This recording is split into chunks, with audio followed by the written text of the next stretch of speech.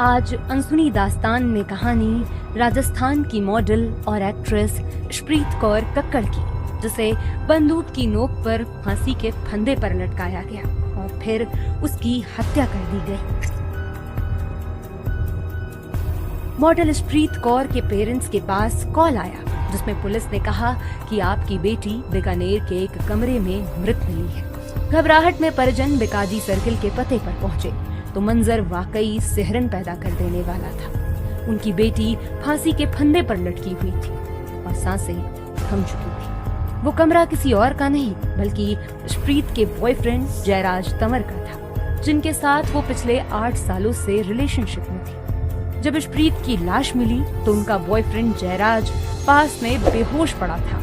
उसी कमरे में लोडेड पिस्टल और कई महंगे फोन भी थे। स्प्रीत के पिता ने जयराज के खिलाफ हत्या का केस दर्ज करवाया। उनके अनुसार जयराज कई दिनों से स्प्रीत पर शादी का दबाव बना रहा था। उसने स्प्रीत को पैसों और प्रॉपर्टी के लिए फंसा रखा था और उनके पैसों पर अय्याशी कर रहा था। कुछ दिन पहले ही स्प्रीत ने अपने सोने के गहने गिरवी रखकर उसके लिए फॉर्च्यूनर खरीदी थी। जिस तरह स्प्रीत की लाश मिली उससे ये मामला आत्महत्या का लग रहा था, लेकिन जांच में जो खुलासे हुए उनसे सनसनी मच गई। शुरुआती पूछताछ में जयराज भी इसे आत्महत्या बता रहा, लेकिन असल में ये प्लानिंग के साथ की गई हत्या थी। बीकानेर के मुक्ता प्रसाद पुलिस स्टेशन के एसएचओ जयराज ने कई दिनों पहले ही स्प्रीत को मारने का प्लान बना लिया था।